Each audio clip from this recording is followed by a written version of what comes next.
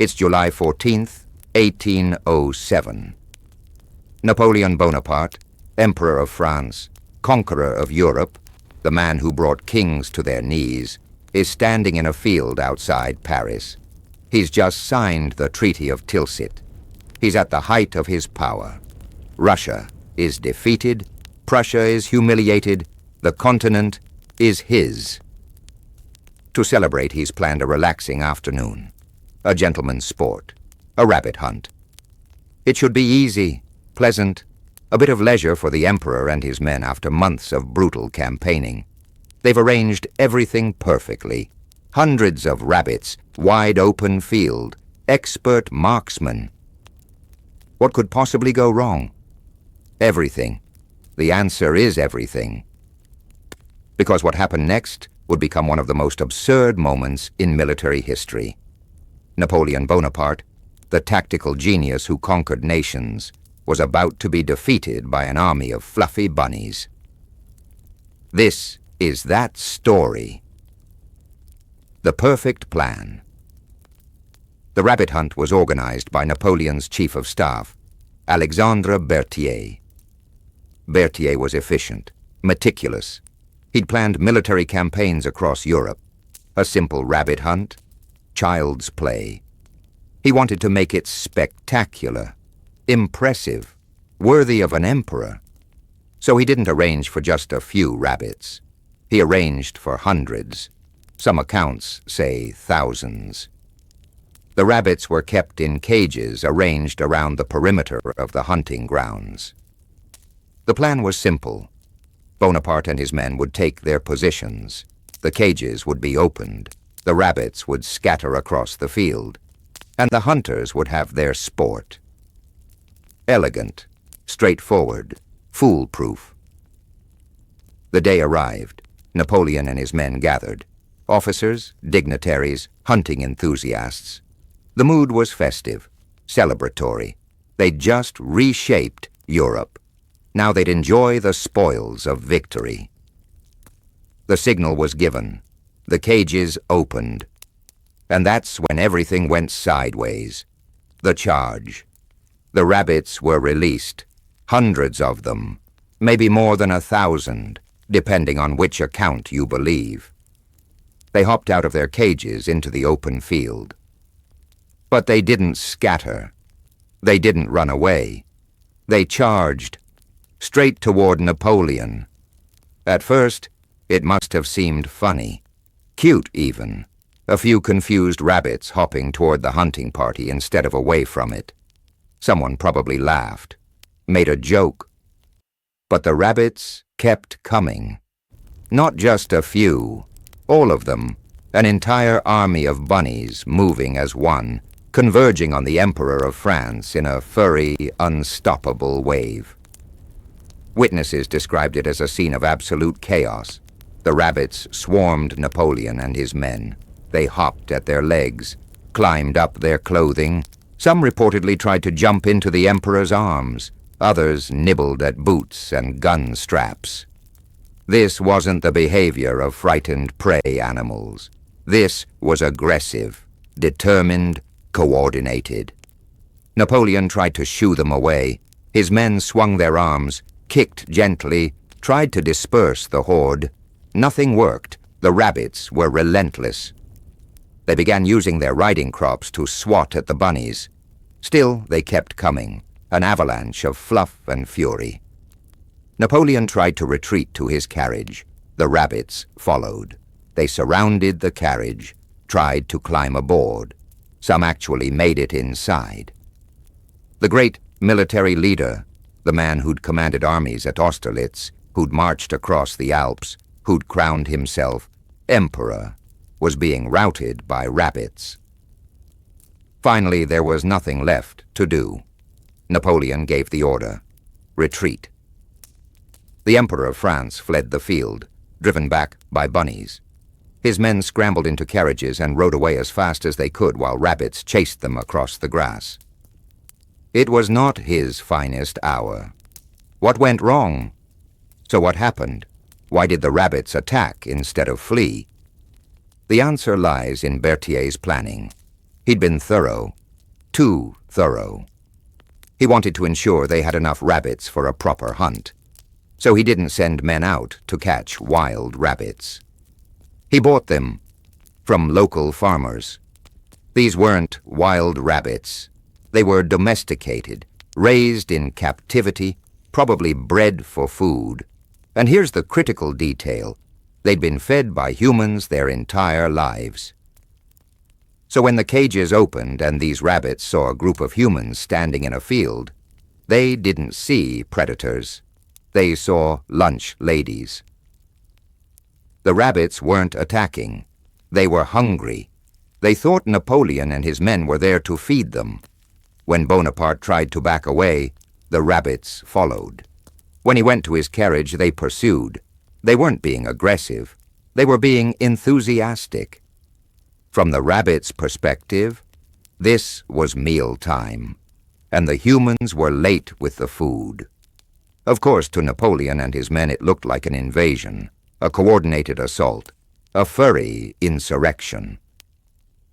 But really it was just a case of mistaken identity. The rabbits wanted breakfast. Napoleon wanted sport. Neither got what they expected. The aftermath. Word spread. Of course it did. You can't keep something like this quiet. Napoleon Bonaparte, the man who'd humbled emperors and kings, had been overwhelmed by bunnies. It became the joke of Paris, then Europe. Political cartoonists had a field day. Here was the mighty conqueror, defeated not by armies or strategy, but by domestic rabbits who wanted their kibble. To Napoleon's credit, he apparently handled it with more grace than you'd expect. He didn't try to cover it up or deny it. It happened. It was ridiculous. Life moved on. But the story stuck. 200 years later, we're still talking about it. It's become one of those perfect historical anecdotes. Absurd, well-documented, and somehow deeply human. Because here's the thing. Napoleon wasn't brought down by military genius or political maneuvering. He was brought down by a bureaucratic oversight, by someone not thinking through the consequences, by assuming domesticated rabbits would behave like wild ones.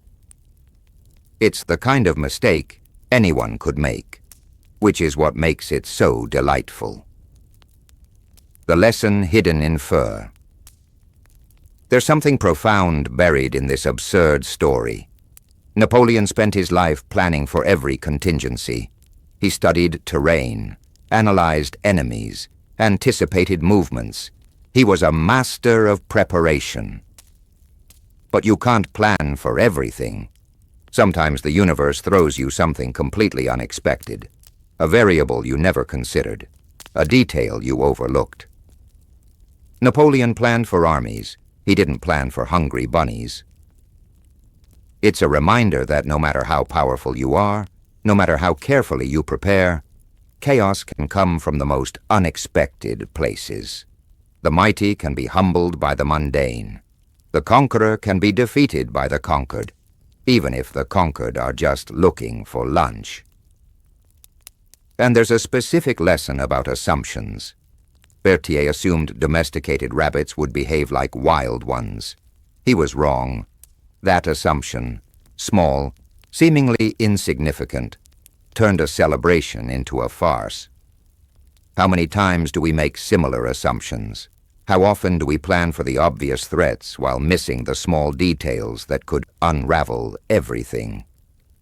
Napoleon learned this the hard way, while being chased by bunnies. The bunny offensive in history. Amazingly, this isn't even the only historical incident involving aggressive rabbits. Australia's Great Emu War in 1932 saw the Australian military literally lose a battle against birds. In medieval England, killer rabbit legends inspired Monty Python centuries later. Throughout history, humans have been repeatedly humbled by small, fuzzy creatures. But Napoleon's bunny incident stands out because of who it happened to. This wasn't just anyone. This was the Emperor of France, one of history's great military minds, the man who reshaped Europe. And he got routed by rabbits. It's perfect, too perfect to be fiction, which is why it's such a gift that it actually happened. Why we love this story.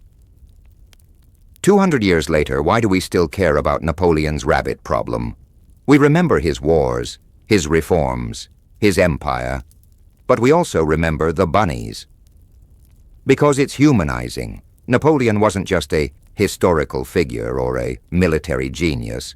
He was a person who made mistakes, who experienced absurd situations, who had to flee from farm animals while his officers tried not to laugh.